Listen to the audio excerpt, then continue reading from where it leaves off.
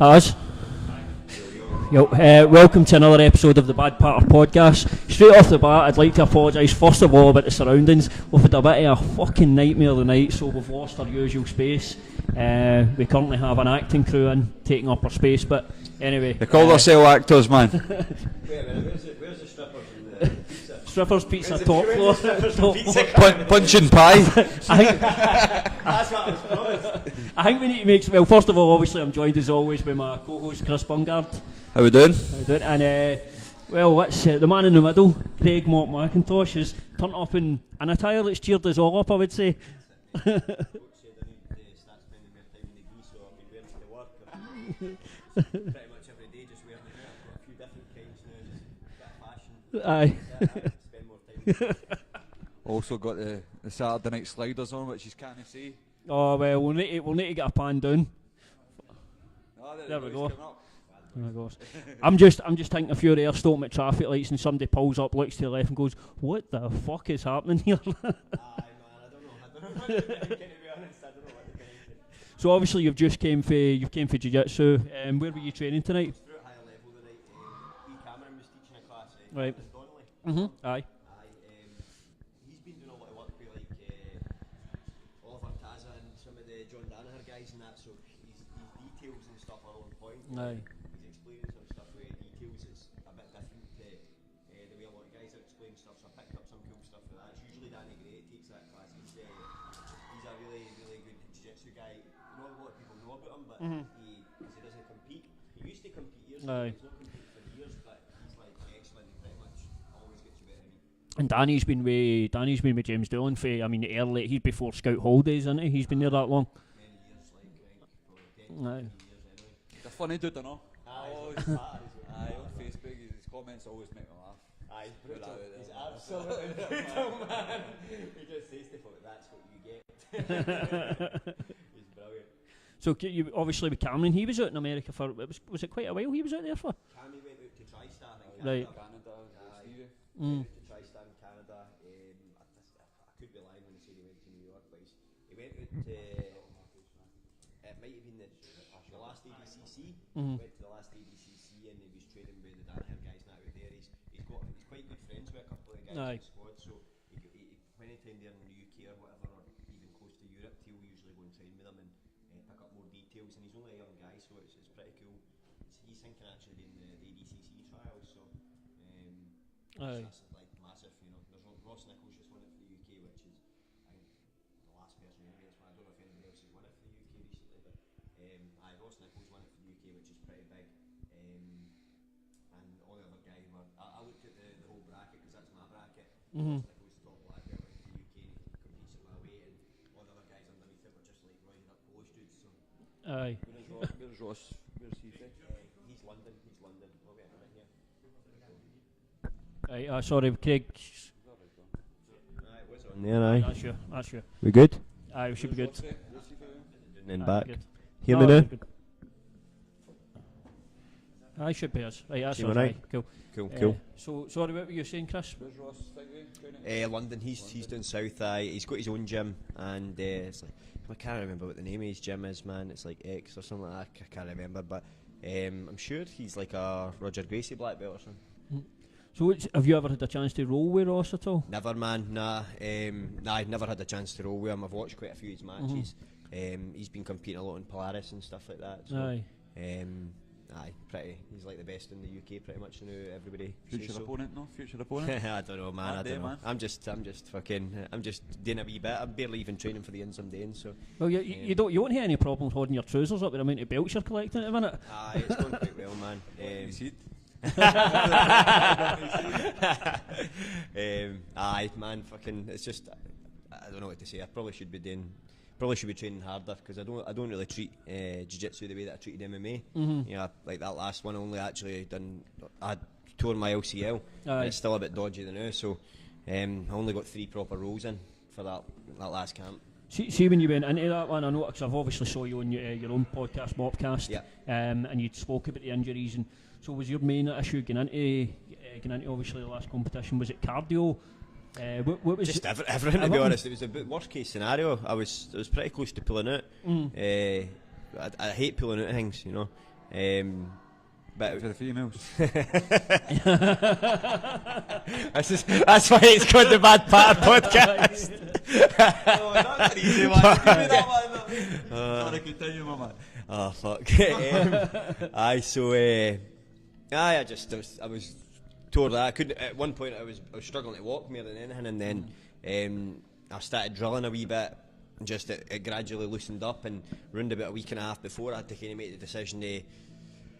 Right, I'm going to try. I was about 2 weeks out, and I said, right, I'm either just going to try and roll here and just tear it, like try and roll properly, because there's no point in me fucking just no rolling at all and then going into the event without doing any rolling or any training whatsoever. So I thought, I need to do some training. So I just thought I'll do. I got 3 full rolls in with good guys, and that was that. I never tore during those rolls because it was a partial tear.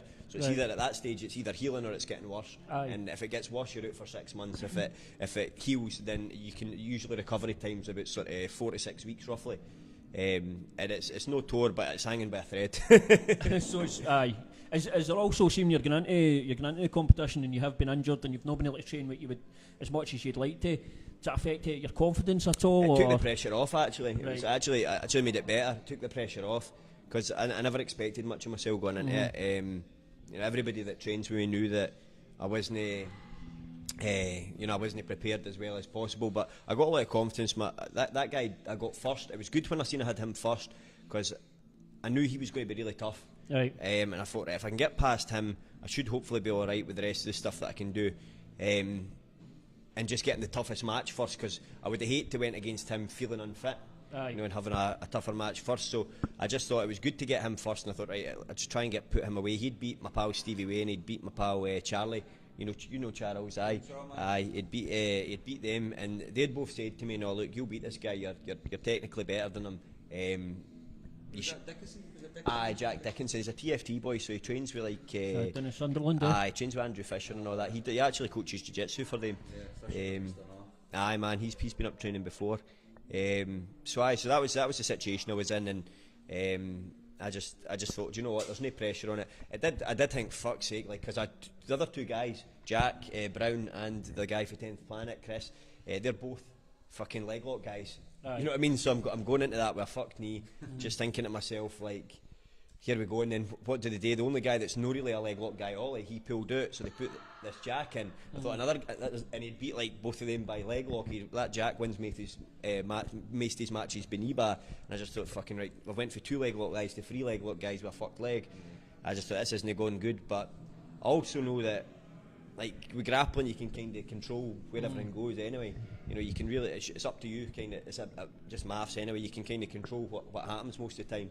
So I just thought, no, as long as I didn't want to overcommit with that Jack. I was kind of holding back quite a lot. So with Jack Dickinson, I was holding back and thinking, I didn't want to show my ace cards, So because I went for a wee bit of neck tie, I got a hold of his neck at one point, and I didn't really fully commit to it. I just let go and thought, nah, I'll wait till he gets a wee bit more comfortable. He got a wee bit more comfortable and started loosening up, because I watched his match with Charlie, and Charlie really should have tapped him about 4 times. I said that to Charlie beforehand. He left too many openings, and with the openings, I knew if he left those openings with me, I would catch him.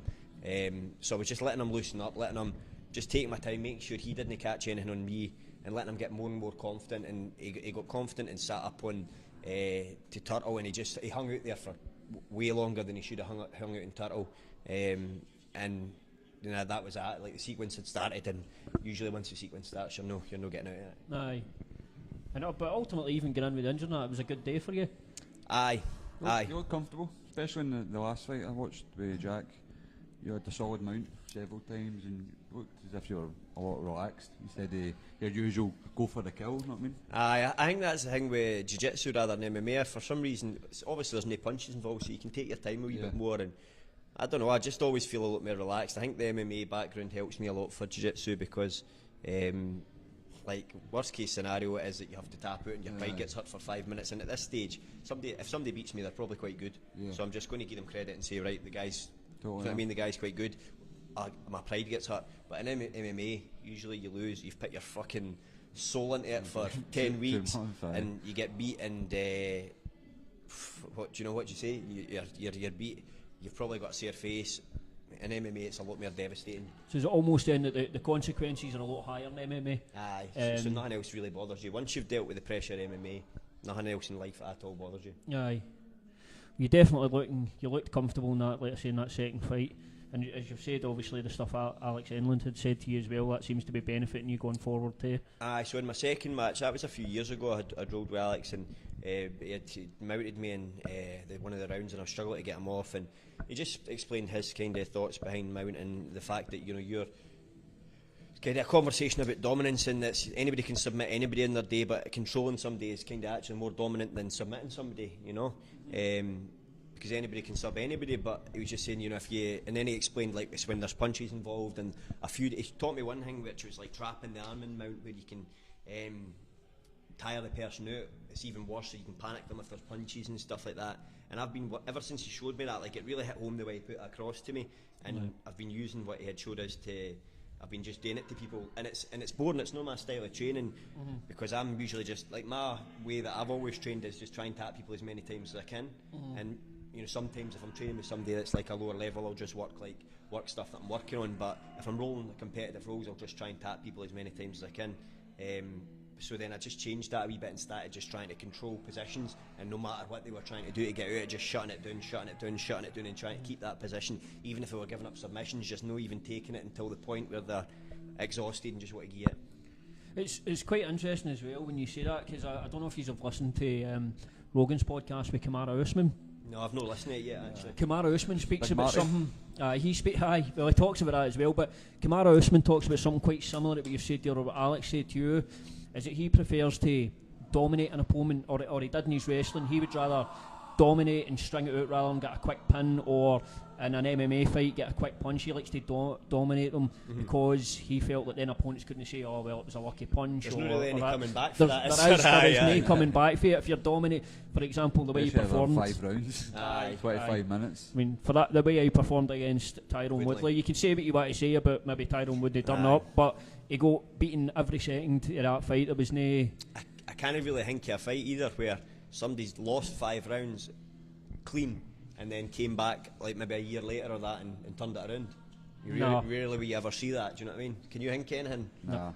And I think when you're talking about that as well for Tyrone, I think the motivation, it's so difficult for him to get back to the title because of how he was as a champion as well. It would be hard for him to get back. So like Holloway Aldo, that happened. They tried to rematch, it didn't happen. Dillashaw done it twice. Probably that was the closest. Dillashaw done it to Barral twice. Dillashaw has obviously got his own issues as of the day. That's right. Another United. Aye, I know. Did you see that? They're all on it.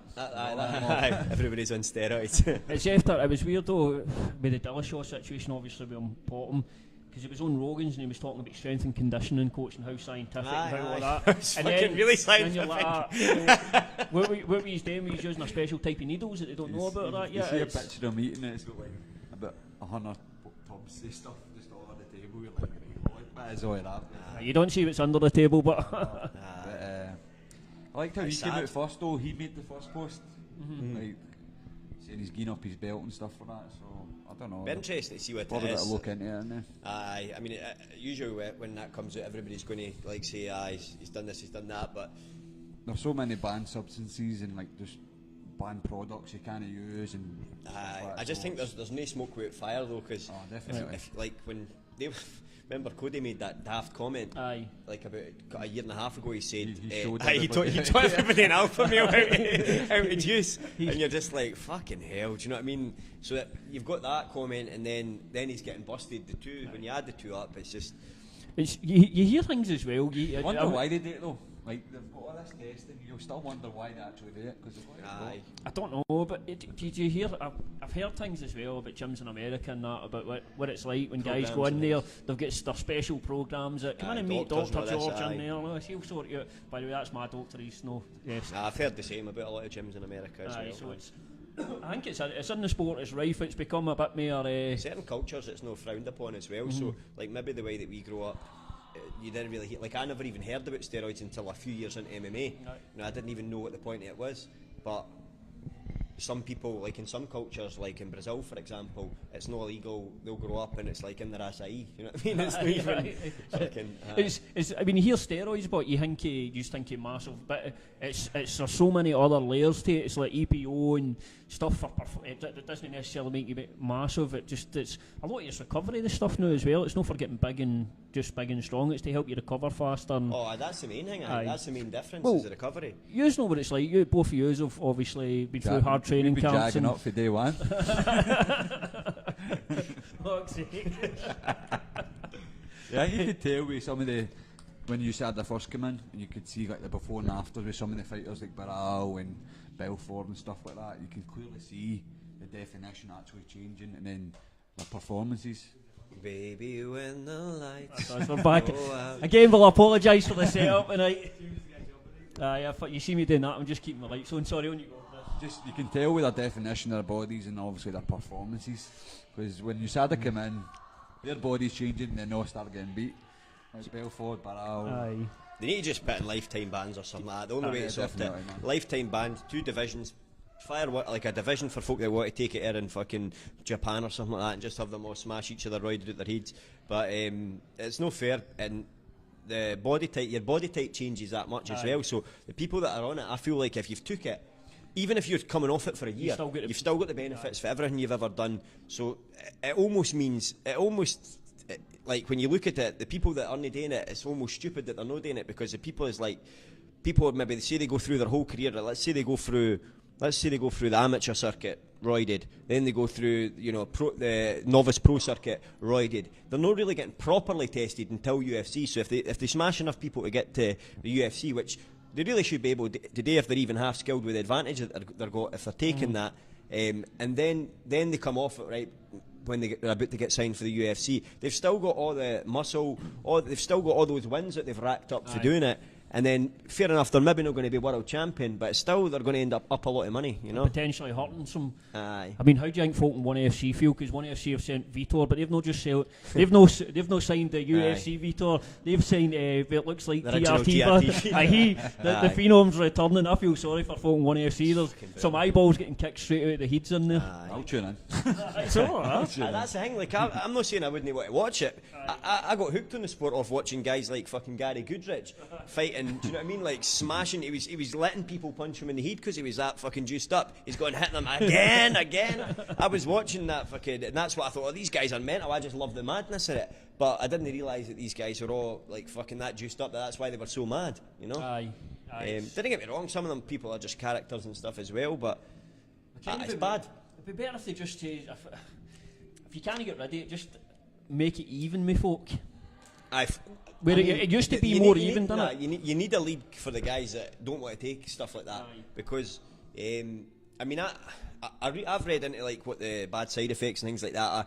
There's probably people that know more than me that will say that there's no or whatever. I don't know, but for me it's just something I think fighting, like for martial arts is about who you are as a person, like your mental fortitude, all these things, and I just think it takes away from that. You're needing a helping hand. It takes away from it. It's like having a crutch in it. Aye, like fine, have a league for the guys that want to cheat, but for the guys that don't want to cheat, then they need to have, they need to have something like you said, or they need to have, and even then guys are getting popped left, right, center. It's honestly scunnered me with the sport quite a bit, to be honest. I'm going to get stuck with him on Bellator. Oh, you said you were asking for them all. He was down here saying, just send me here to America, I'll deal with the juice heads. Do you think that's what's going to happen then? You'll get a few of these boys on Mexican supplements? Probably. They're on what, the day off test? They're on the day off. Isn't as thorough as it is in the UFC. Nah, it's commission in it. Is that what it is in that? The day off test? So what was it they called that? It's a stupidity test really more than anything else? Aye, that's what they seem to talk about. So whatever people just come off it, I don't know. I guess that's what I guess. I'm quite naive with all that stuff, but I've got a rough idea. You've got other situations like the John Jones pulsing thing. To me, that just seems like a free rein for John Jones to do whatever. Because every time that thing shows up, he can just it's pulsing effect. Aye, because it's long-term metabolites, so that it's pulsing. So what that means is it's something that's been in the system. I can't remember what the date range they gave was, but it's something that's been in the system from a certain time period ago. But it just makes you think, man, it gives him so much more advantage for. That's what I think anyway, because I've never heard it before. It seems like it's a John Jones thing. It doesn't seem like anybody else's. Aye. He's definitely done something. Of course in he the has. But then you've got the guys that are getting that got papped. Maybe not anymore, they wouldn't, but they got papped for weed. Like Nick Diaz ended up getting a thing he overturned when he was smoking weed. At that Gogo Plata finish he got in Vegas years ago against Takanori Gomi. It was one of the best finishes of all time. Got overturned because he had been smoking a wee bit of weed. Like, what the fuck? I know, it's just fucking. It's weird. It's just because the sport's still so young.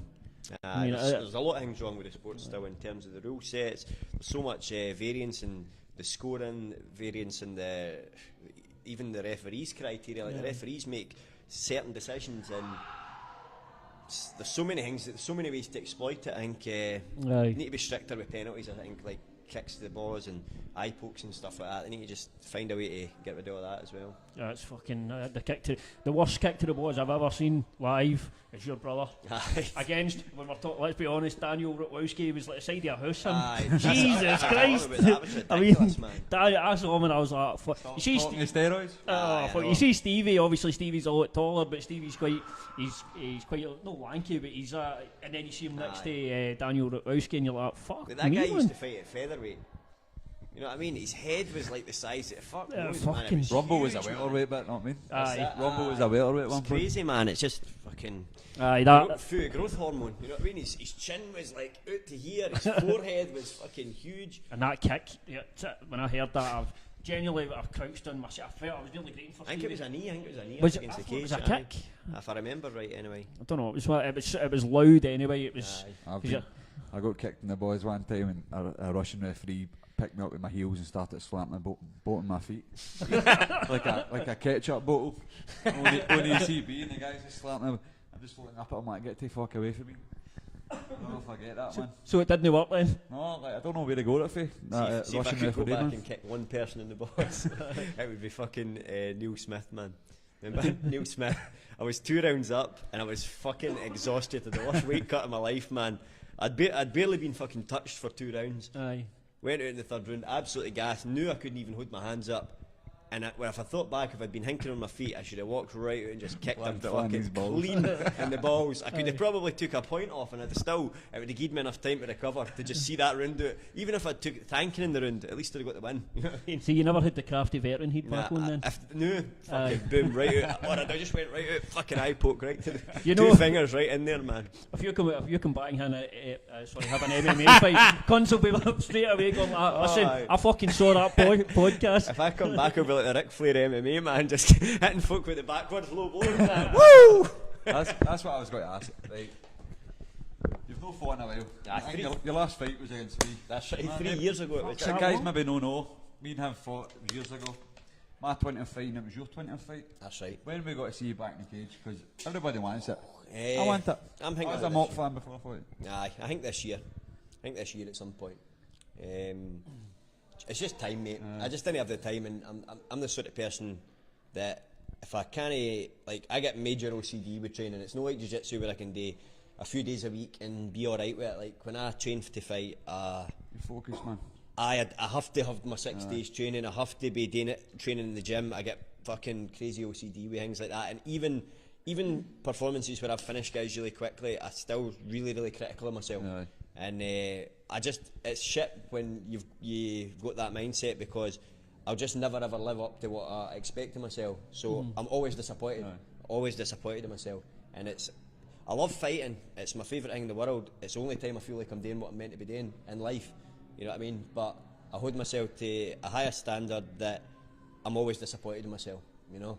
And it's not something that plays out perfectly, because it's a fucking fight at the end of the day. Fights aren't it? And that's what I need to get more in my head, because I expect everything to go perfect in my head, and it's just that's not how fights work, you know. But I went back, I done a spar a few weeks back. I went in and I got a spar with Danny Henry, and it was good. You know, I was still doing alright. I feel like everyone's been nice to me. My wee brother wasn't being nice to me.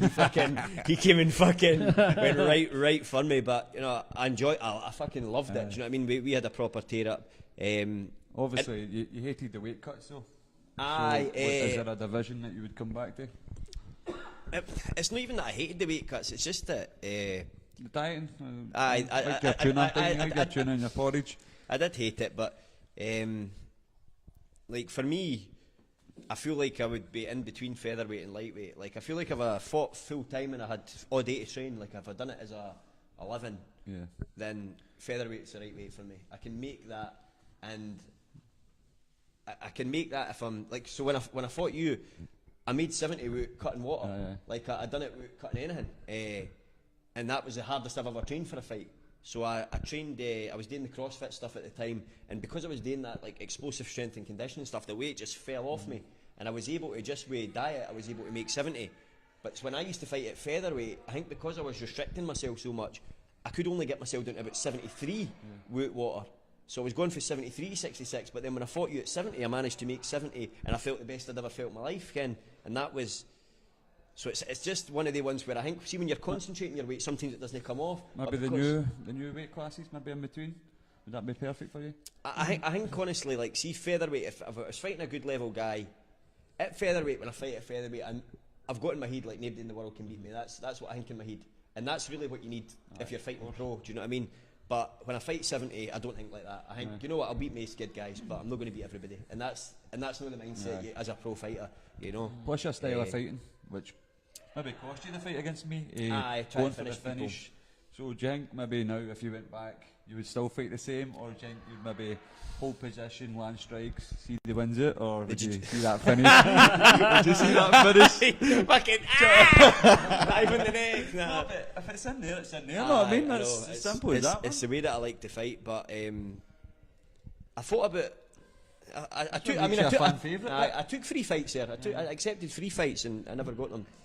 So like a few times I've took fights and it's no worked out. So it's coming. It's coming. I do want to do it, but the other thing as well is you're seeing there's a lot of opportunities, it seems like, now for fighters. So there's a lot of shows. I would love to get on a nice show. It'd be good, aye.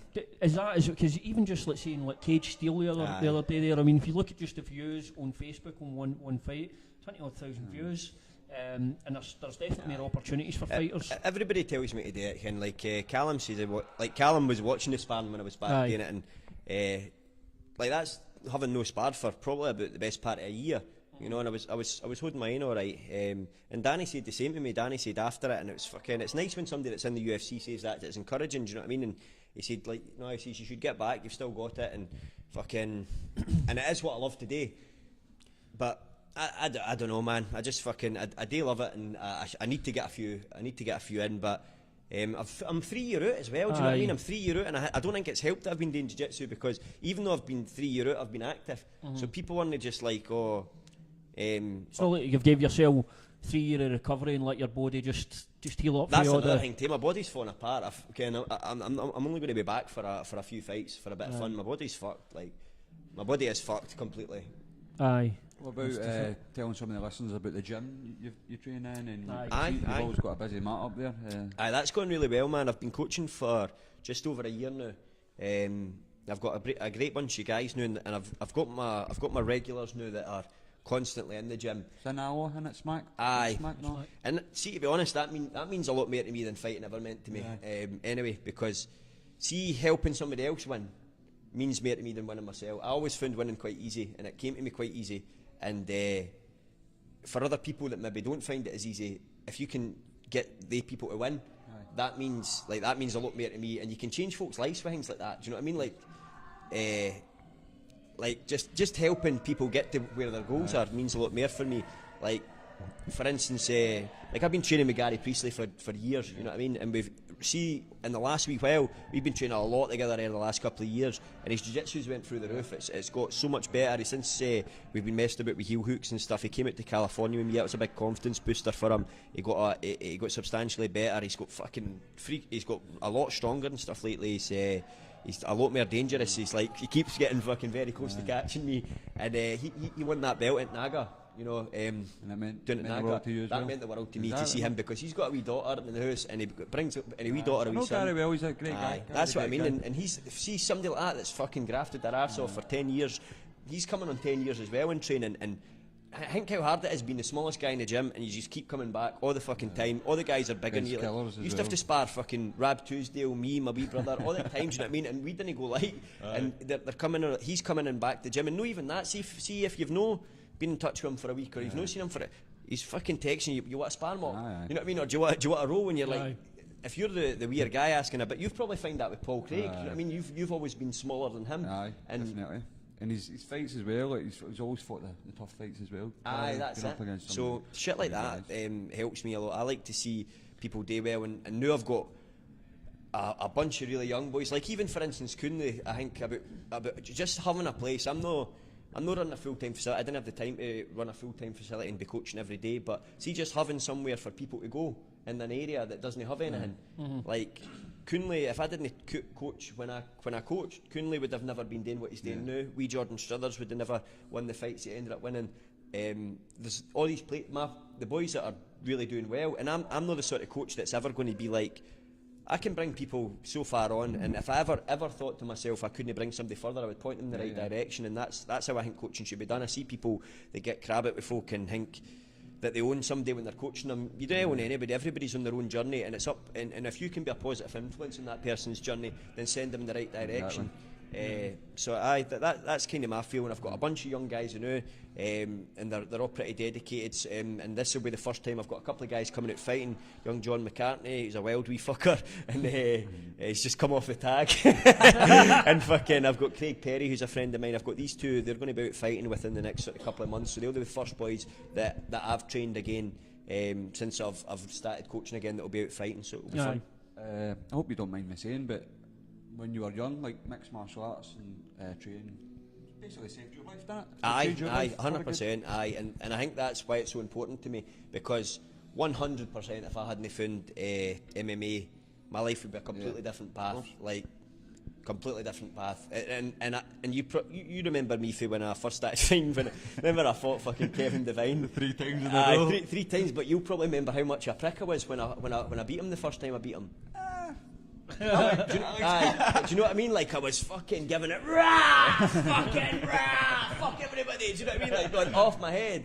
And mate, you've just won a fucking C-class amateur MMA fight where you can't even punch the head in the ground. But you'd think I just slaughtered them. You'd think I just slaughtered somebody in front of the crowd. Do you know what I mean? But it meant the world to me. And with every win, I got more and more humble. And with every the better I got, the more involved and immersed in martial arts I got, the more humble I got, and I started to understand like what it means to be a better person and what martial arts can do for you, and then applied that to everything else in my life, and it's helped me with, like, I'm doing a lot better in my actual career job now, and I train people in my job as well, so the two tie in really well. It helps me learn about how people learn, helps you about dealing with losses, like applying for jobs. When you apply for a job and you get fucking knocked back, it sucks. Do you know what I mean? It's the worst. It's shit. You're like, nobody likes rejection.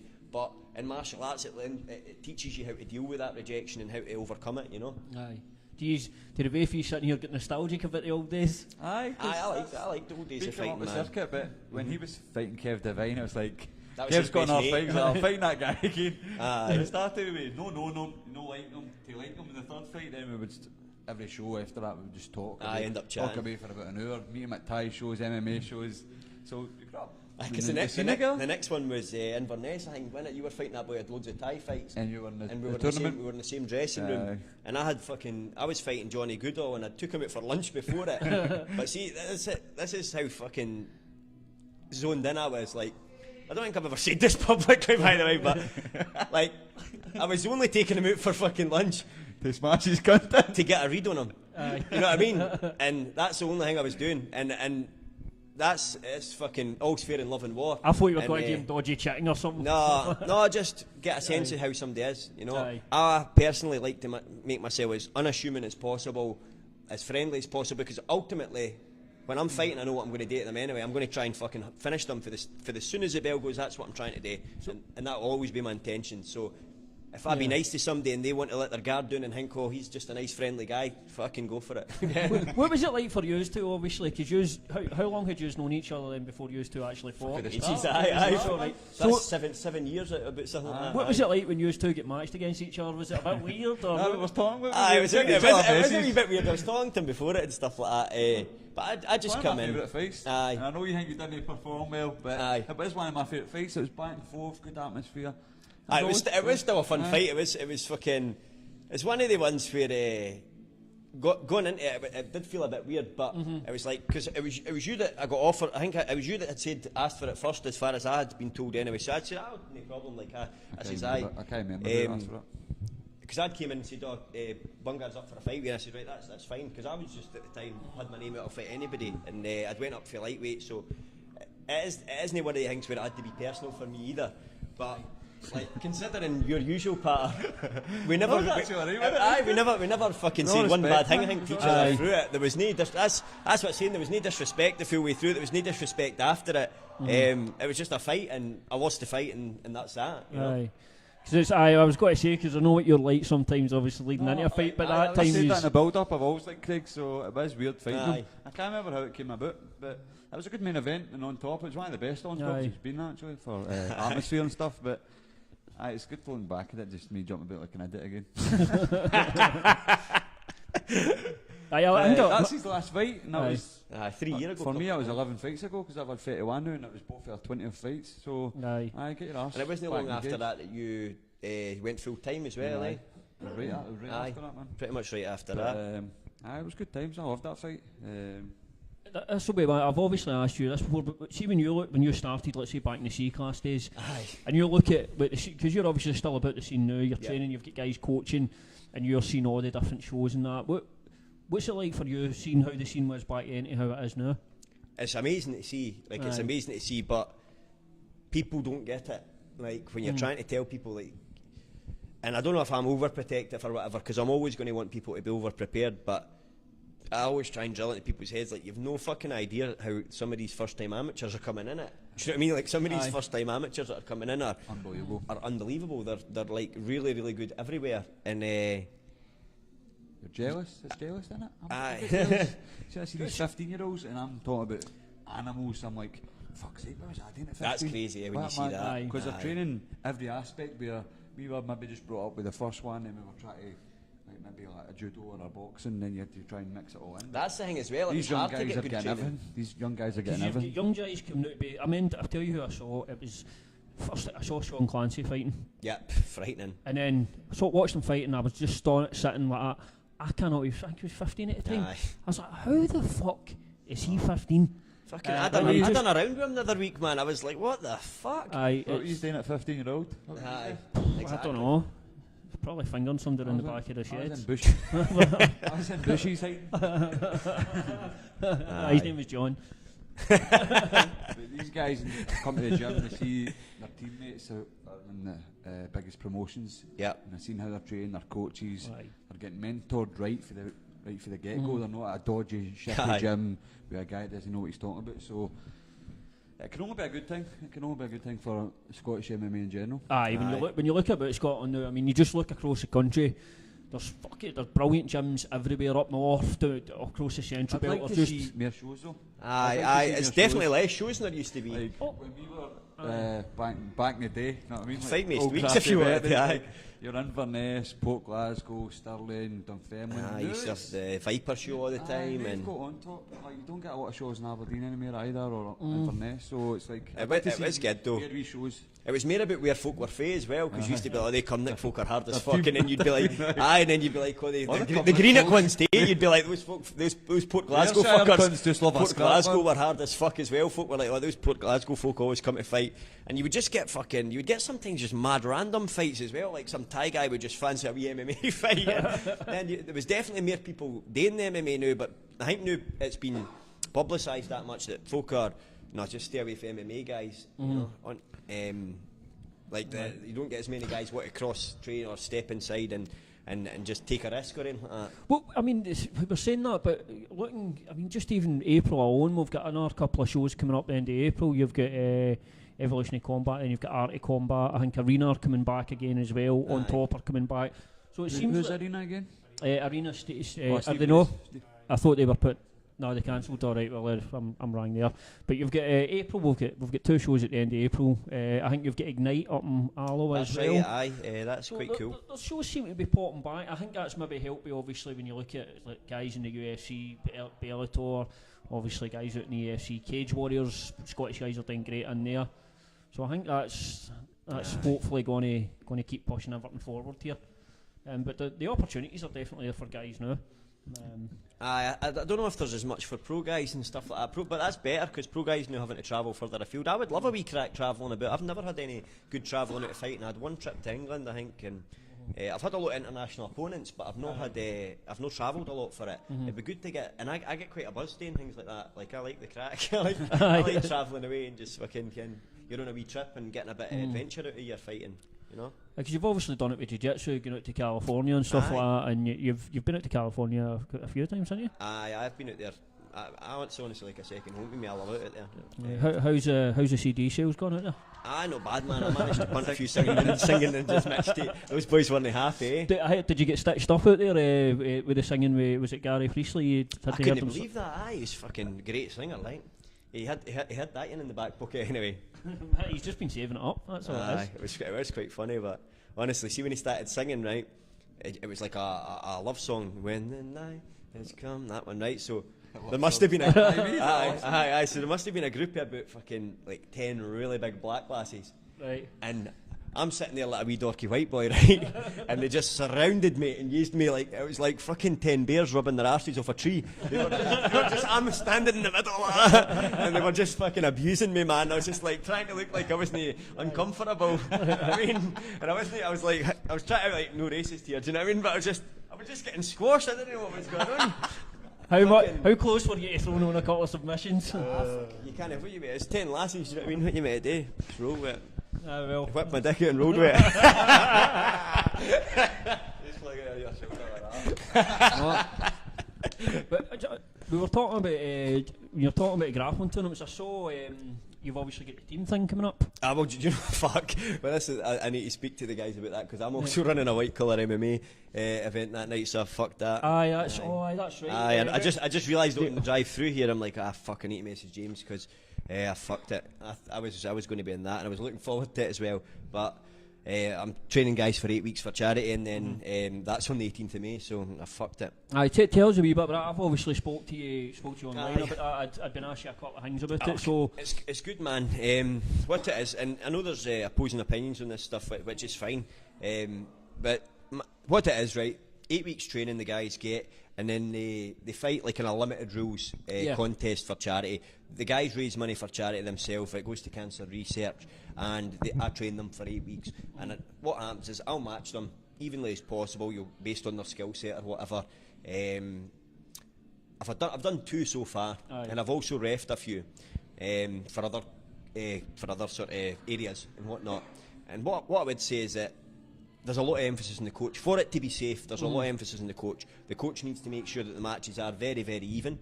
Granted, nobody's going to be skilled after 8 weeks, but what I will say is that I wasn't very skilled when I started fighting as well. I'm not saying it's no dangerous, because fighting as a whole is dangerous, and I think it's just equally as dangerous as fighting, maybe even less so because the guys aren't as skilled. If you get 2 guys round about the same level fighting, it's always going to be a fight, So, but these guys they know that they're going into that. They're putting that on the line for charity, raising money for charity, and ultimately, kind of what happens is it gives the guys a glimpse at MMA of what it looks like, and ideally they continue training after that. There's a lot of stuff around it. I like to make clear to the guys that this is a charity contest. It's not.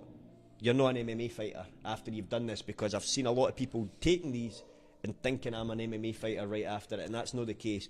You've got a glimpse at MMA, and it's a great platform to build yourself on, and then go into a real training camp, which will maybe be a year down the line that you can look at fighting, but it's not. You're not now a fighter, after 8 weeks. Nobody in the fucking world is a fighter after 8 weeks. You know the absolute basics. I've saw funnily enough, I've saw on Tapology some of these fights registered on Tapology, and I thought, that maybe should come off. My initial concern with this was, straight away, probably just you've covered it there, my concern was how much training have they got, and my main concern was the matching. Because if you get a guy that's maybe been training before and he's got a good skill set against a guy that's done nothing, that's when I thought it could. So when I found out you were coaching, it kind of made me feel a bit more, I was a bit more relaxed about it. I'll touch on that, because obviously as a coach you spend, as soon as somebody walks into a gym, I know right away, if I spend one session with enough people, I can tell how much experience they've got. When you've been training for a certain amount of time, you can see, this guy's got a bit of boxing background, this guy's got a bit of Thai boxing background. You can tell by the way they kick, you can tell by the way they punch, you can tell if they grapple. And I'll personally make sure that I get a wee bit one-on-one time with them, so that I'm feeling them out and seeing what they've got in the locker, seeing what their power's like, seeing what their strength's like, seeing if they have done any jiu-jitsu. Because I did have one guy who he wasn't from the area, and he decided to do the Alloa event, and I'm careful about, you know, anybody that's going to train under me. I'm always going to be careful about making sure that everybody's safe, or as safe as they can be in a fight. Yeah. And I could tell there was something up with the guy, because he'd never came to any of the classes, but he was still wanting to do the event. And I'm saying, right, so where's this guy training if he's not doing any of the classes? So then I went back a wee bit, I'd done a bit of research. I found that the guy had been training for 3 years, on and off doing jiu-jitsu. You know, so I spoke to I found out where he had been training, spoke to the person's coach, and I got an exact time scale of how much he'd been training, how consistently he'd been training.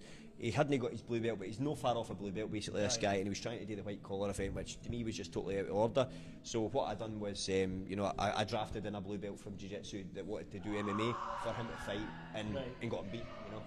See, that would be my concern with these things. You've obviously looked into it and you're doing due diligence, but I guess where the concern could be is if there are guys that aren't, because that's the one thing you worry about, guys coming in way experienced, trying to be a bit sneaky about it, just to get in. I've definitely seen that as well on other events. Guys with judo experience just flipping guys in the read and submitting them in 10 seconds. It's quite a, for me it's quite like, the guy had too much experience for me. So. On the flip side of that, what I'd say as well is, you see it on every fucking show in the UK. Oh, absolutely. With guys that, in pro reel contests, where guys have never done a fucking, like, you can tell that they're taxi drivers and they're going out and fighting somebody that's dangerous. Do you know what I mean? I fought a few myself, mate. Let's be honest, we've seen it, and I've seen sometimes it on people save shows. Because the guys have been event or these sale tickets, let's draft this guy to take a beating, and it's sad, but I've had one of them myself. I've had one of the guys as well myself, and you didn't even feel good after beating them. You're like, what the fuck? Do you know what I mean? Don't celebrate. I think the worst instance of that was mind the shit show in Glasgow. Where you were commentating, and they were trying to get that. What's that? He's still trying to sue me, man. Can we talk about this? Oh, right. Is he?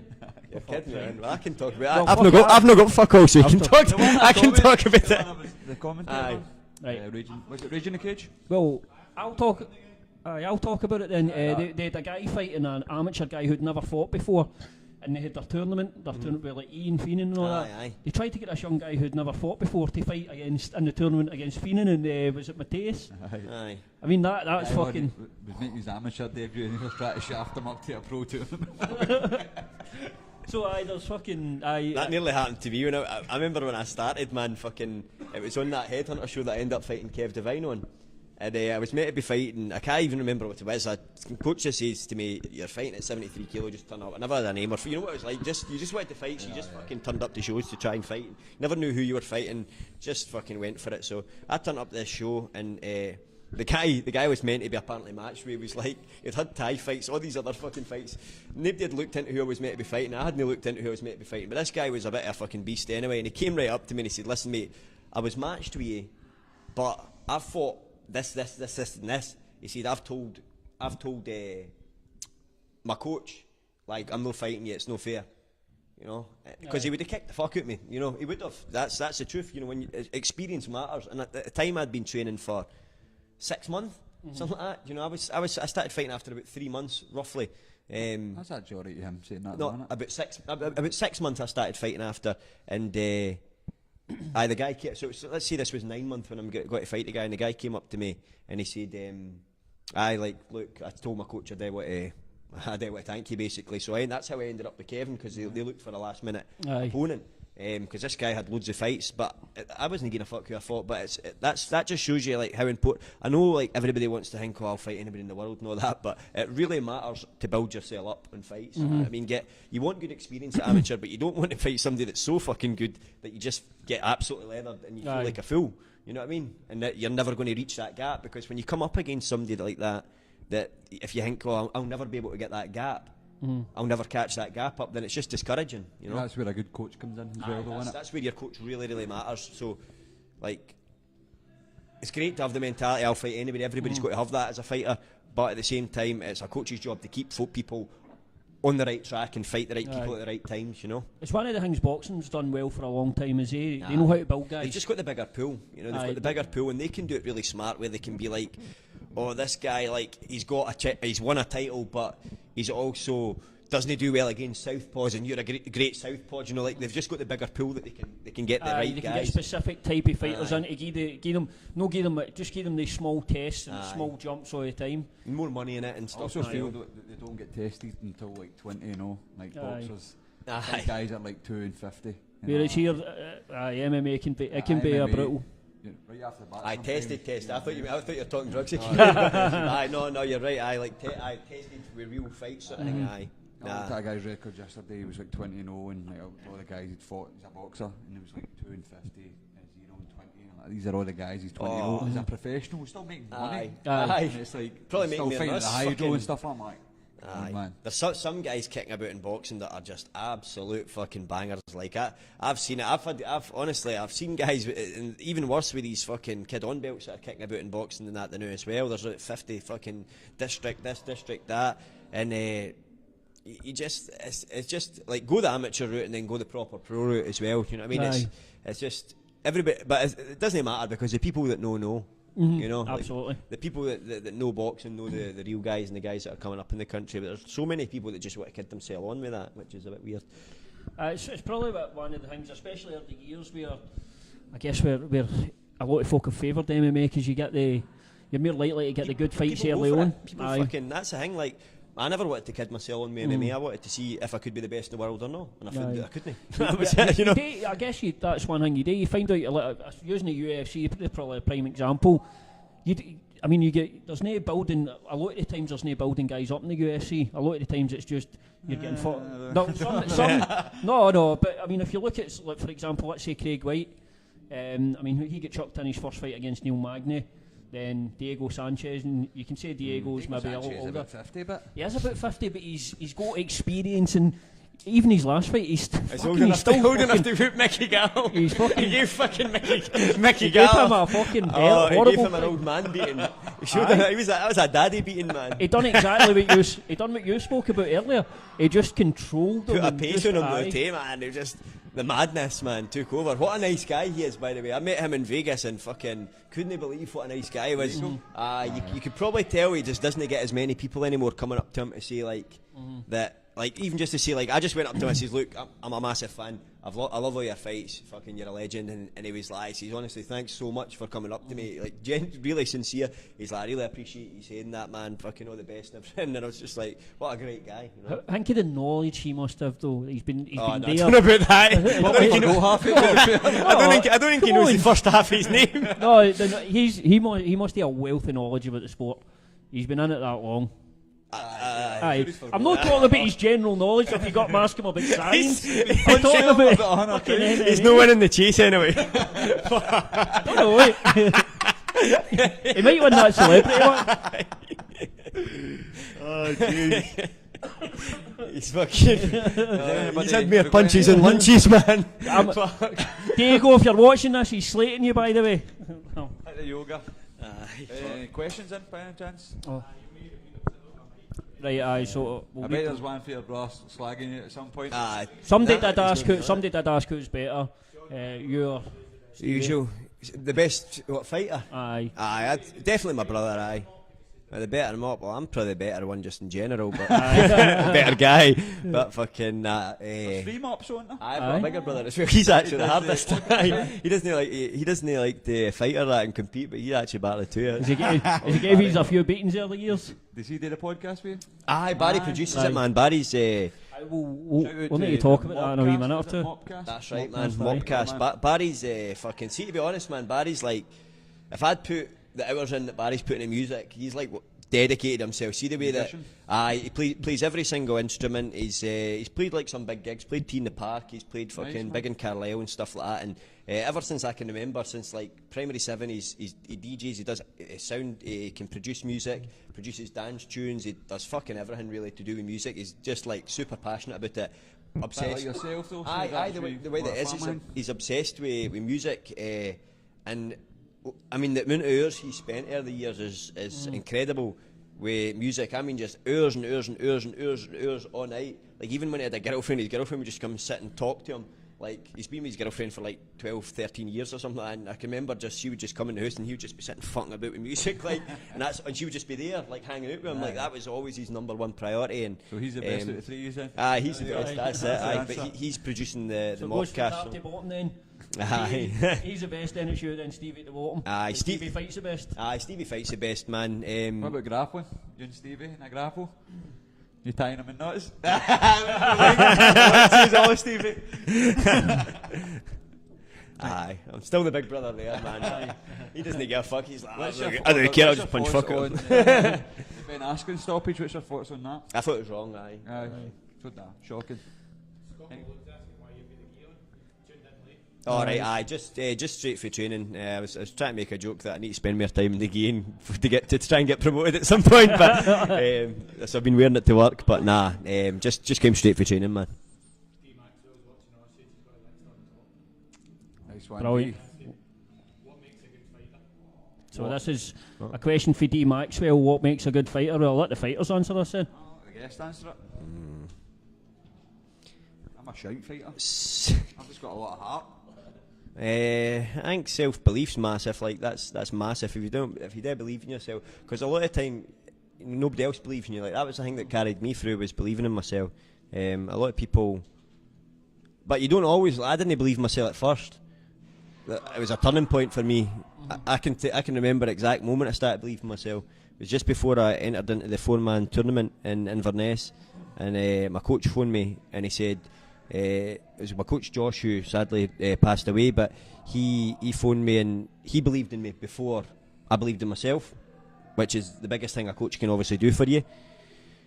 And it got to, it was about April or something like that. I think it was about May, roughly late April, May. I got a phone call for him. I was at my work. I still remember the toilet I was in when I answered the phone, snuck off to answer the phone. He says, "Mop, I've got an opportunity for a fight for you. It's a 4-man tournament up in Inverness." He says it's going to be the best boys in the country at your weight class. He says it's going to be difficult, but he said all the boys will be more experienced than you and stuff. And but he says, but I think if you train hard, that you can win it. And I fucking remember I said, all right, like it was a bit of a shock, and I was like, right, because I just came off a good knockout win against Chris McDougall. And people like that, and so that I think got me the opportunity, because I was probably a bit like, I was the least experienced going into the tournament. And I remember I went, okay Josh, I answered just automatically. I went, okay Josh, I'll have a think about it and let you know in the next few days. And as soon as I hung up the phone, I thought to myself, what the fuck are you doing this for? Like, what are you even fucking fighting for if you're not going to fucking take any fight? Do you know what I mean? Like, what are you even doing this for? And I just said, I phoned him straight back. Like, as soon as I hung up the phone, I just phoned him straight back. I said, Josh, I'll take that fight, no problem. I said, I'll go beat these boys. And I did, you know, and that was it. And that was good boys in as well, Darren Clark. Aye, it was Darren Clark, Johnny Goodall. There was another boy, Ollie's son, Ollie. I remember that. I remember the wee flyer. Aye, it was cool. You thought the boy had loads of Thai fights on it. Darren Clark, man, it was. To be honest, I think the whole thing was made for him to win it, because Mike Logie was his mate. I think they thought I was the easiest fight, so they gave. I mean, that could just be my paranoia, but I think they thought I was the easiest fight, and they gave me to Darren first. I felt like I won 2 rounds, and they gave him a third. They made it go to a third round for us to fight in the third, and then I subbed him in the third. Aye, that really pissed me off, because I thought, wait a minute, I've done enough to win these 2 rounds, and then when he put the third, I thought, I'm not leaving it to judges, and he threw a head kick at me. And I remember thinking in the fight, I was like, when he threw the head kick, I slipped it, and I thought, no, you try to fucking knock me out with what I knocked your boy out with. And then I just fucking flipped out and I got him up against the cage, cracked him, took him down and dash choked him. And that was that. Goodall was a pretty easy one for you though, wasn't it? Goodall, I just felt he was too strong. He was too strong, and I just thought to myself, I'm going to be better than him on the ground. I can remember thinking, it was easier to plan strategy then, because I remember thinking to myself, I'm better than him on the ground. I think I'm probably better in a fight than him. He was alright at Muay Thai, but I thought to myself, what I'm going to do? Oh yeah, fucker. Sounds like somebody's getting murdered downstairs. There's an actor on. Oh fuck.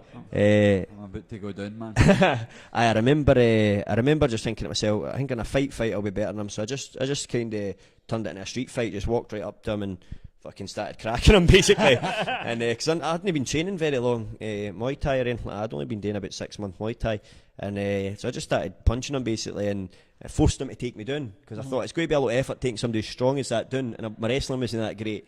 So I thought I'll let him take me down, sweep him and submit him, and that's probably a bit more conservation of energy. So I just attacked him. He took me down. I swept him like I thought I would, and dash choked him, and that was the win. First round. Good night, Vienna. Mm-hmm. There you go. Somebody who's asking the question? Cameron Galloway's asking what's the best UK show you've fought on. So excluding Bellator, so take it away. For me, On Top, probably, On Top. And I fought on Top a lot. SFC was fucking brilliant. Do you know something, right? When I fought on SFC and I fought on SFC and the fight that never happened with Matty Lawrenson, I never really gave them as much credit as they were due at the time. But those guys paid me for that fight. Aye. And they didn't just pay me for my fight, they paid me for my ticket money. They paid me well over £1,000 for I mean, he pulled it on the day of the weigh-in pretty much. But those guys still paid me for the fight, so I think I've ever even give them proper credit for that. But shout out to Richie and that, because they were decent guys and they were trying to do good for Scottish MMA, and probably too much on the good side, to be honest, that to even do that, because I guarantee you 99 out of 100 promoters are never going to do that and pay a guy if your guys pulled out of hard lines, you know. Not the regional level anyway. Rich is a good guy. That was really, really good for him, and it was his decision as well. So fucking shout out to Richie for that, because that was really good, and I was relying on the money as well. So big shout out to him for that. What about you, Chris? Lawrenson actually important me as well. Actually, I'd say SFC in Kelvin Hall, the one I fought Callum Hunter. I think that was my favourite show. When they used to do it in the Kelvin Hall, it was heavy. That'd be cool to fight in there. It was sold out. Callum had a crowd, I had a crowd, and it was a great atmosphere. I think it was a draw that night, so I liked fighting at the Kelvin Hall back in the day. What a fighter he is, Tate. It'd be great to see him back fighting, man. Madness, absolute madness. I think he's retired. Is he retired? I think he had problems with his knees. Let me ask you a question then before we go on. All the guys that you have seen coming up through the scene, who's the one guy that you felt could have made it but just fell away for the scene, maybe too early, whether it be through injury or just something else related? Is there them that sticks out in your minds? I can think of a few people that were good examples of like guys that were just a bit fucking freaky in their day, like Paul Lopez. Remember him when he first started? He went like 7-0. He was my first fight and he subbed me in like under a minute. He had a good guard, a good arm bar. He just pulled guard on everybody and submitted them. He beat like 7 people in a row, all under a minute, and then Callum eventually beat him after that. But like he was fucking really, and it was some of them were really good guys. But it's funny. I always laugh at that, because you see somebody go on a win streak now, on a fucking 3-fight win streak, and they're telling everybody they're going to be the next big thing. You know what I mean? This guy fought sub 7 people and he barely heard a peep at him for it. He was a really a good guy. I don't know, man. I don't know. Nobody's really left my gym where I thought they could have went for. I see thousands come and go and just can't be arsed and fall away for the sport. Maybe even get a couple of wins and then fall away. But nobody that really stuck out for me, for my gym anyway. What about guys that maybe no performed at this potential? For me, because I can think of one that comes to mind for like somebody for your gym that everybody always talked about was brilliant. For me, the now is young Robbie, who's a young boy for that squad, who's 0-2, who is an absolute beast in the gym, and his fights have been close as well. But I know people, when they look at his record, he's 0-2. I'll fight him, and I wouldn't want to fight this young boy. And he's only, I'm sure he's only 16 or 17. But I think young Robbie's like, I think he'll go far if he sticks in at it. But he gets a lot nervous on the day. But he's an absolute animal in the gym. But he's got a 0-2 record, which is not him. I mean. Records can be super misleading in MMA, I think, because you can look at it. You can look at somebody on a win streak and then do a bit of digging on the actual win streak itself and go, that win streak's not worth a fuck.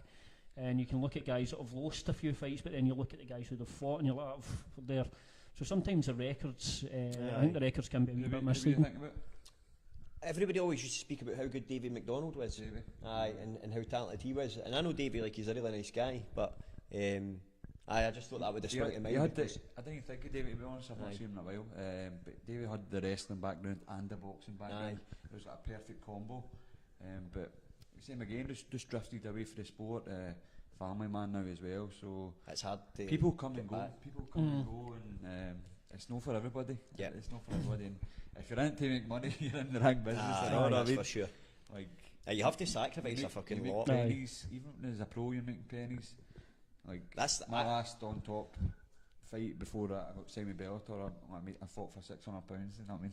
for a pro fighter, for a title fight, that's shite, you know what I mean? I was looking at taking a fight there. I liked the fight. The fight was against a black belt, a Brazilian black belt, on that Ashan show that he's been running. I watched that, man. Aye. What was the guy like, just fighting a bum?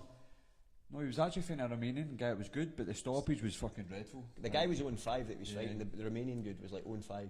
He had his back, and it was just like pepper me strikes, but the guy was keeping tight, and the ref stopped the fight. It was shocking finish, but the guy was a black belt. Aye. So Leonardo Souza or something. That's right, because I looked at that guy, that Souza, and I fancied the fight. And I thought that looks like a good fight for me. He's like 5-1, but I looked at his wins, and I'm not being funny, right? I'm fucking telling you. I looked at this boy's wins, and he's got his mate that's got a cage. He's got 5 other of his mates. He's got a fucking camera, and he's just filmed beating a cunt up that's his pal. I'm fucking telling you. He's got about 20,000 followers, I know. I'm telling you, fucking YouTube that boy, and he's doing a fake fight, and if that's the ones that's on his record, he's not beat anybody in real life. I'm telling you. And then the fact that he took that fight with that boy, it was 0-5, but they offered me £200 for it, and I thought, I know Ashan, right, and I've known Ashan for fucking years, and that's why I was actually it might not have been him messaging me, because it was through the actual group thing that they were messaging, and honestly I just thought to myself, £200 fucking pound. I'm not being funny, but I've trained, man. I've never took a break for training. I've fucking, like, imagine you trained and done an engineering course, fucking anything, to get offered £200 to fight somebody. And I thought, wait a minute here, I'm going to sell fucking loads of tickets. Who's the A side of this deal? Some fucking Brazilian nobody knows, or a boy that's going to sell out at least half the fucking arena because I've not fought in years. And it was just insulting to me, man. And then they did come back. To be fair to them, they did come back with another offer where they said like it was like £50 extra or £100 extra, and then it was like, I think they said we'll do a £5 a ticket or something like that. But at that point I just thought to myself, I was that insulted for the message. I thought, fuck you. Like, that's honestly what I thought to myself. I just thought, do you know what, that's fucking insulting. And it was more the way that it was worded, the messages that I was getting, and it just made me think. And then you take into consideration the guy's his mate. It's a promotion you've never worked with before. You don't know if you're even like, I didn't know I had to do a bit of digging to find it was actually Ashan's promotion, because imagine that's been my pal for years. So I get on with all the boys usually, but like I said, I was just the word in it was quite insulting, and I just thought to myself, like, the fight I actually fancied. You know, and the more and more closer I got to seeing the fight happening, and then when I seen the match done with like an 0-5 boy, I started thinking I would fucking actually really like to fight that boy. So that would be cool. Like, see if on top wants to put that on, I would love to fight that fucking Souza cunt. Just pay me a half decent wage, and I'll knock that cunt clean out. Aye. So an on top's coming back. There you go. Official. James Lake, message him. Make this happen. Think of the ticket sales, mate. We took away a wee bit there. Aye, that's it. Aye. Any other questions? Aye. That was the old mock coming back. That's it. Aye. That was Dire Straits, man. This guy introduced me to Dire Straits. Find my teammate, and I'm like, oh, that's a tune, man. That's a tune. Money, that place used to go fucking mental, man. I was coming out, folk were hitting me, and that. I was just coming out with my pals. They're like, hey. Every time I hear it, I just think, I thought. Alright, I'll really. Sorry, I'm repeating it back here. I thought he was asking me. So Cameron Galloway's asking who's gave the lads their toughest fight. See, for me, because first of all, I'd be talking shit if Paul McBain fucking finished me twice.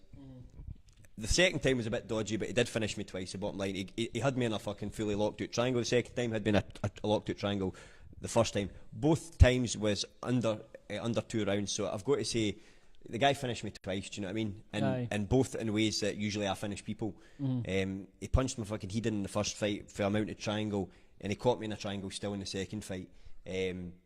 So what was a class fighter though? Aye, so I've got to give respect to him. But probably the worst tanking I had was when I was exhausted against Niall Smith, and I was just absolutely exhausted, and I was concussed and stuff. That's the worst damage I've ever had in a fight, because I think I'd already dehydrated my brain that bad that getting hit anything to the head I was like, fucking hell, I was concussed now after. I've never been knocked clean out, but that was probably the closest. And again, Niall's one of the guys, he's just, if you know, you know, he's a fucking tough, durable guy. I mean, he ate everything. He ate everything that I flung at him. He ate a flying knee to the head. He ate some clean body kicks. Aye. He defended some crazy submissions.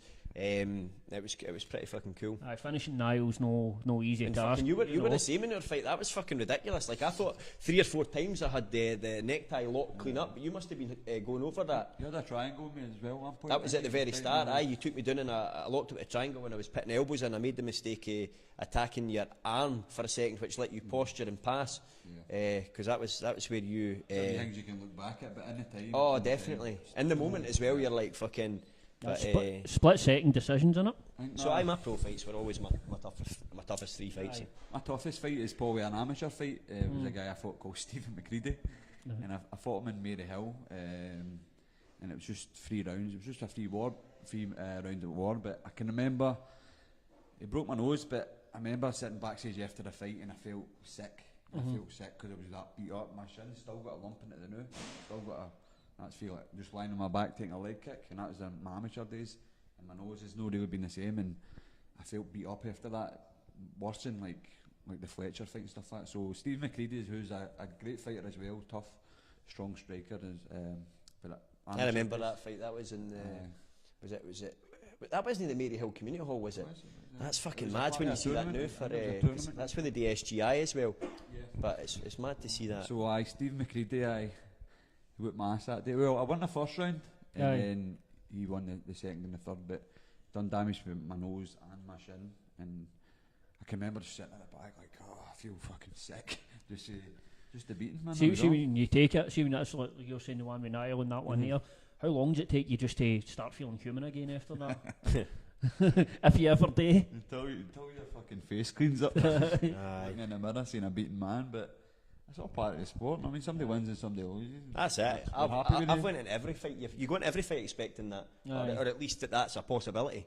You need to know that that's a possibility, or you're going to fucking fold when it goes bad. I guess it's like what you said to that Aaron Chalmers, isn't it? Welcome to MMA. This is what it is. But the best thing is about them. Like, I love all them. They're actually probably my favourite things because that's when you really get to know yourself. Like, see when Paul McBain had me in a mounted triangle and he's punching my fucking face in. I had one hand left, one was trapped in an armbar while he was punching me with his other hand, and I can remember thinking to myself, you better knock me out with these punches because there's fucking zero chance I'm tapping. You know, so that's when you get to know yourself. And then the other one with Niall, I know going into the third round I couldn't even hold my hands up, but I had battered him for 2 rounds and he was due to get to knock me out. You know, it'd been easy for me to fucking be like, oh fuck, or pretend I'm exhausted, or fuck it, I don't know, spill water or some shit. But no, wait, I've battered you for 2 rounds. It's your third round. You get your chance to batter me. And he could see that in my eyes, and I could see that in his eyes, and you can tell that for somebody's eyes. And you know, he seen it right away in my eyes, and he pounced on me, and that's what he did. You know, but I deserve that. The Rocky treatment in it. Oh, there you go. We got anything else coming up? So Jamie Stevens is asking Chris Bungard what happened to the ice balls. Can you elaborate? I don't know about ice balls. I was fucking promised. I was promised fucking dominoes and strippers. But listen, that's after the show. Oh right. That's all right. That's Perfect. Okay, do you know what? We should actually. Obviously, you're on our podcast, and tell us a wee bit about what got you started with Mopcast. I know you've done your second or third. Two kind of done a Facebook Live for a bit of practice. All it was something me and my brother had been talking about for a few. Actually, for about a couple of years we've been talking about that, and like my big brother's got a family and that, so he's not got as much time. I've got zero time. That's my biggest problem with everything in life. You know, like every single day is jam packed. I go to work, I come home, I coach at a PT. And that's my day every single day, and then at the weekend a PT all weekend, and then on Sunday a PT and I teach my class, and so I've got zero time, you know. And we eventually decided, right, look, I'm training on a Sunday. After that Sunday, I'll have people through probably rolling, you know, some rant. A lot of people stop into my Sunday session that a day, submission Sunday 45:30. Stop in. There we go. But I do that, and I get a lot of guys for their gyms, and that's how I've always trained. I like training with loads of people, and I feel like you learn good that way. You know, getting different body types and experiencing different body types. It helps you improve and deal with stuff that you wouldn't see always. So with the submission Sunday, I thought I'm going to have guests in, so that's always a good way. I can say to somebody, look, do you want to come in and train with us on a Sunday, and then jump on the podcast after it, and you know, we'll get a bit of a crack. So And it's a way to socialise with my friends that I didn't get to see that much. It's harder and harder to get time with your pals. So all of that combined, and I just thought, well, let's do it. We've got my big brother's he can produce this shit really, really well. So I was like, well, look, I've got that available to me. He's got a studio. Why not do it? It makes sense. I love MMA. I can talk about it for hours, as you can tell. Aye. And so why not get a bash? And people seem to like it, so it's good. What's that? But I need to keep getting Callum on, man, because definitely the humour's better when he's on. I'm not that funny. I'm quite a serious guy, but he's fucking hilarious. He does come out. Sometimes I'm. But he's good, mate. His arms healing up and stuff like that. He's been jumping in a wee bit too early, like just desperate to train, because he fucking loves it, man. That's it. I don't think he's ever going to give up, man. He fucking absolutely loves it. That video got put up. It was like a time hop thing. Watching the horse racing. And he jumped about his I was in fucking tears. Come on, Purple Ronnie. Come on, Purple Ronnie. Fuck! Beat me again. You kept thinking it was come back. It's come back. Fuck it! It's in there. That was quite funny, actually. You're some man, Cal. He's fucking one of a kind anyway, that's for sure. I went to Celtic training ground with him, and his dad, obviously Cal's not a Celtic fan. Yeah. And his dad's a Celtic fan. Right. And his dad was laughing at me and Cal. Aye. But other players and that, so great. Yeah, he's a good guy, I like Cal a lot. Aye, hopefully he'll be back on the EFC soon. Aye, he's going to be out there trying to get another fight again. I think fairly soon, pretty much. He's just desperate to get back in there, as you can imagine. Like, it just sucks when you're fucking injured and it's brutal. It's the worst thing for a fighter because you just want to train. Like, for me personally, like Chris was talking earlier, like there's loads of guys that come and go in the sport, but see when you're one of the guys that's just always trained, like for me, probably for you too, for Callum, it fucking keeps you sane. Like, if I wasn't training, I don't know what the fuck I'd be doing. I'd probably be in the jail or fuck knows, There must be the other side to it as well. When you're signed to a promotion like EFC, I mean EFC, it's not like a regional promotion. They pay well, they treat you well, pay you good money, give you good opportunities. When you're injured, you can't take the opportunities and earn that money that you could if Graham Carmel just happens to be listening to this, get my wee brother on it, man. He's trying to get on one of these bigger shows. He keeps getting injured, but he's want to fight on these bigger shows and he deserves it. He had some opportunities as well, didn't he? But then obviously the hand again. That's it, aye. But Stevie treats MMA like I treat MMA. He takes no shortcuts. He trains every fucking day. He trains like every second he can get. He trains on his lunch break. He's training at the gym all the time. He doesn't take days off. He doesn't take shortcuts. He doesn't cheat. He doesn't take steroids. He deserves an opportunity. And I've seen him in the gym with a one glove on and that when I've been there. That's what I mean. He's done with a one glove. Just working on other stuff. Do you know what I mean? And it's shit. It's shit when you put that much into it and you're not getting what you deserve out of it. Absolutely. Listen. That's been a good chat. It is. Obviously, I want to apologise. Normally, our podcast is more professional than this, but we've just had a bit of an issue. And obviously, Craig's travelling a bit through, so we did not want to cancel the night. We wanted to make sure it's happening. Next time we'll have you on, we'll be downstairs. We'll downstairs. Cool. Big table, big spread, strippers, pizza. No actors. And just quickly tell people where they can catch the Mopcast. Cool. Mopcast usually every Sunday around about 7:30. We'll usually post on the page. You can add it on Instagram, add it on Facebook. It's got its own YouTube channel, so Mopcast that is. And if always my other session I like to promote is always my Submission Sunday session. That's 4 to 5:30, and it's just open mic. Guys come for loads of different gyms, and it's just usually 45 minutes technique, 45 minutes rolling. It's getting real popular, so I'm enjoying that. Is that gi or no gi? No gi, just no gi, man. Aye, depending how busy the mat is, we'll either sub wrestle or we'll just roll. And is that up Mallow as well? Aye, that's it. Scottish Martial Arts Centre where I'm coaching. And can people just turn up to that or drop you a message first hand? It's always obviously more courteous to drop a message, but people can turn up as well. I get guys coming for all different gyms, so it's perfect. Cool. And guess just lastly for us, as always, guys, we appreciate you watching the show. Obviously, if you can like and share on YouTube, Facebook, that goes a long way to help us going forward. And again, I just want to apologise for the settings tonight. Couldn't be avoided, but we did not want to cancel. But the show goes on as always.